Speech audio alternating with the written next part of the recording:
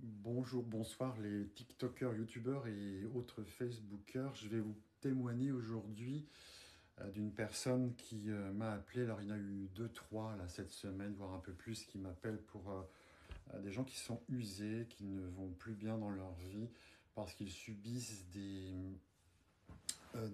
exactions de magie contre eux. Alors moi, je ne suis pas un exorciste, je le dis bien, je le précise bien, je n'interviens pas pour couper les liens. C'est pas mon travail. Mon travail, c'est d'être comme un enquêteur, vous voyez, qui va essayer de déceler dans des mémoires du passé, dans des vies d'autrefois, l'origine de ces attaques actuelles.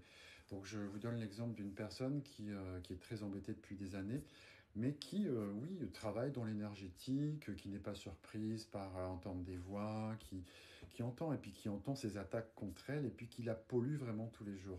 Donc ça devient des affaires de famille, tout ça, parce que c'est un membre de la famille qui commandite des choses contre elle, etc. Donc je ne vais pas détailler ça, parce qu'encore une fois, c'est pas mon métier d'être un exorciste. Je suis simplement l'enquêteur, donc parfois ça marche.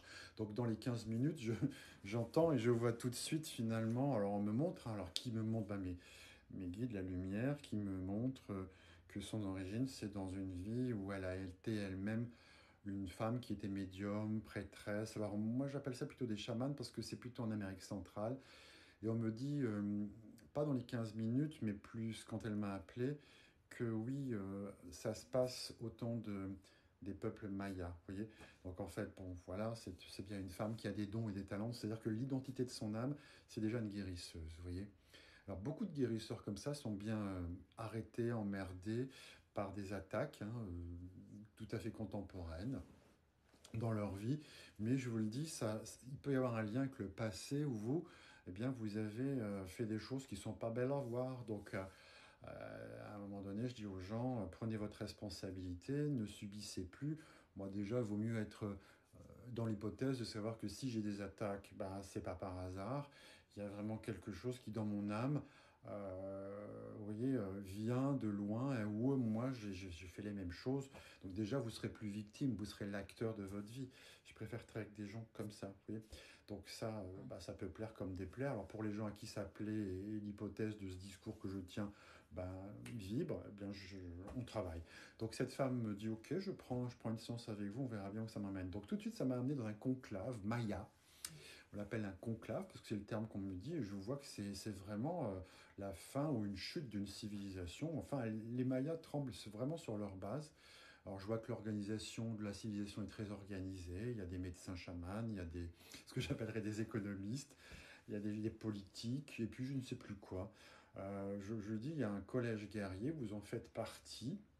Et le grand débat, c'est est-ce qu'on accueille ou pas ce qu'on appelle les messies qui ont débarqué, ou est-ce que ces messies, ce sont des faux messies, et ils sont là pour nous trucider. Alors ils ont raison, hein, c'est des conquistadors, ils sont pas là pour s'amuser. J'entends le mot trucider, mais en fait il se passe un truc dans cette espèce de conclave qui n'a pas duré une fois, mais je dis, chez les Mayas, il y a vraiment un peuple qui tremblait sur ses bases parce que euh, il y avait des choses dont ils étaient au courant par oui dire, que finalement ceux qui avaient été accueillis dans les îles, alors je crois que c'était Cuba et tout ça, bah, c'était pas positif. Donc on se trouve 10-20 ans après l'arrivée de ces Espagnols, et au moins les choses se savent, bah, c'est pas forcément des messies. Mais vous voyez, dans les médiums chamans, il y a la moitié des médiums chamans qui disent, oh non, non, on va les accueillir, ce sont des messies, et puis l'autre moitié, moins là-dedans, et qui disent, non, non, il vaut mieux s'en préserver. Alors comment ça s'est fait? C'est les médiums chamans, je les imaginais, on me montrait bien que ce sont des gens connectés et qui avaient des informations pas positives. Euh, et en fait, cette fraction a gagné. Vous voyez, je lui disais, c'est étonnant, mais vous, en tout cas, la femme qui m'a contacté, vous êtes vraiment dans ce conclave et puis vous avez de l'influence pour que, effectivement, on puisse se préparer à l'arrivée de ces gens qui sont donc des Espagnols, hein, et pas forcément bien les accueillir et s'en protéger. Sauf qu'il y a eu un déchirement, vous voyez, dans cette société maya, au niveau des chamans, ce que je vois vraiment est coupé en deux. Et à un moment, ça ne plaît pas. Je sens que le gouvernement, je ne sais pas comment on peut appeler à l'époque ces gens-là, mais les décideurs sont plutôt pro-faction de ceux qui disent qu'il vaut mieux s'en préserver, de ces gens qui arrivent sur nos territoires. Donc préservons-nous, préparons-nous à la guerre. Et puis d'autres chamans qui pas du tout sont pas là-dedans. Et à un moment donné, je me dis, mais c'est bizarre parce que les chamans sont en danger. C'est-à-dire que les chamans qui avaient voulu, ou les médecins, hein, appelez-les comme vous voulez, qui avaient voulu accueillir ces Espagnols, se font arrêter les uns les autres, voire commencent à être un danger pour la société maya. Et je dis, je vois vraiment des chamans qui appuient pour dire, on va les tuer, on va s'en débarrasser, parce que il y a eu une lutte un peu comme dans, vous savez, les Harry Potter, hein, je sais pas quoi, mais en fait, il y a eu des luttes entre chamans pour imposer un point de vue. Il y a eu un pugilat, c'est le terme qu'on me donnait, un chaos, vraiment, et ça a duré 4, 5, 10 ans pour ne pas accueillir hein, convenablement ces Espagnols et se préparer à la guerre. Malheureusement, vous avez employé, vous, ce collège de médiums, pas mal de magie noire, pas mal d'armes. Je vois des médiums pacificateurs qui se font trucider. Je vois il fallait s'en débarrasser. Donc vous voyez, on est dans une lutte de magiciens contre d'autres magiciens.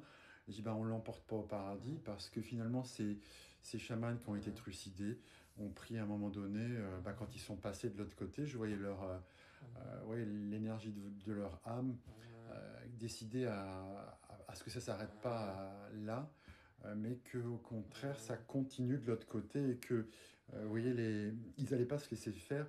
Et je lui disais, vous, madame, vous avez fait partie de ces gens qui sont attaqués depuis par eux, parce que eux étaient des pacificateurs, mais finalement, ils ont pris les armes contre vous dans leur mort pour se venger. Comme on le fait quand on est magicien, hein. On utilise les grands moyens, on ne se laisse pas faire. Donc il y a eu sur elle comme une espèce de mauvais sort depuis cette époque-là. Ça a résonné beaucoup dans la vie actuelle. Et je dis, moi, ce qui vous embête, c'est pas forcément un truc actuel. Alors si, ça peut être un membre de la famille qui vous embête, mais qui va utiliser des énergies noires. L'idée, c'est de se dire, pourquoi un membre de ma famille est jaloux depuis 10 ans et emploie de la magie noire contre moi? Eh bien, on a une résonance magnétique hein, qui vient du passé de son âme, qui sont des pactes faits contre l'âme en particulier, de la part d'autres âmes qui sont autant magiciennes qu'elle. Donc vous voyez, c'est des luttes de magiciens, tout ça. Et donc pensez à ça, les gens qui finalement sont très attaqués, soit il y a de la médiumité en vous, et puis il y a eu des actes qui ont été faits dans le passé, c'est le cas là d'une personne qui a vu contre elle finalement des gens qui ont des dons et qui se sont dit tiens, on est mort à cause d'elle et d'autres, on va se venger d'eux. Vous voyez, et je lui disais, vous êtes victime de ça. Donc la mémoire d'âme, de vie en vie, eh bien traîne ce truc-là. Vous avez des gens de l'autre côté qui restent de l'autre côté, qui ne sont pas réincarnés, qui sont des magiciens, enfin, devenus des magiciens de l'obscur, hein, qui vous taquinent de vie en vie. Et c'est la porte ouverte à des parasites, à des gens, à des histoires de famille, à des histoires d'attaques vraiment concrètes dans la vie actuelle, mais dont la porte est ouverte. Vous voyez, il y a une porte ouverte qui ne vient pas que de la famille actuelle qui vous en veut ou ce que vous voulez, mais qui est facile pour la famille ou pour quelqu'un qui vous aime pas de vous attaquer parce qu'il y a une faille énergétique dans votre aura et cette faille énergétique elle se situe là-bas chez elle. Donc le soin à un moment donné est venu refermer ces portes-là. Je voyais moi les âmes de ces guérisseurs qui l'embêtaient, hein, âme contre âme depuis cette époque-là, qui comprenaient que c'était la fin, que c'était fini, et que eux, finalement, en faisant ça, eh bien, étaient aussi noirs que ceux qu'ils pointaient du doigt. Et donc, quand on est un magicien chaman, on n'emploie pas ce genre de choses. Oui, donc, je voyais la lumière faire un peu la morale là-dessus à ces chamans en réveillant dans leurs neurones spirituels qu'ils avaient employé de mauvais moyens et que c'était pas terrible pour eux parce qu'ils étaient justement en train d'employer des mauvais moyens. Donc il y a eu une espèce d'explication, un soin qui a été fait là-dessus. Euh, et je voyais finalement tout ça se refermer, se tarir pour dégager l'âme de ma cliente. Hein, en fermant des portes du passé et en apaisant ce nœud du passé. Ça ne veut pas dire qu'aujourd'hui sa belle-sœur ou je ne sais pas qui va s'arrêter du jour au lendemain, mais je lui dis la faille énergétique que vous avez, qui est une forme de culpabilité, elle est fermée. Donc là, c'est évident que ceux qui vont essayer de faire des choses aujourd'hui, ben, ils trouveront porte close. Voilà. Donc je vous donnerai deux autres exemples, parce que c'était vraiment la semaine là-dessus dédiée. Donc ça, c'est le premier exemple de la semaine de cette fin d'avril 2024. Je vous souhaite une bonne réécoute. On est dimanche soir et je vous souhaite une belle soirée. Au revoir.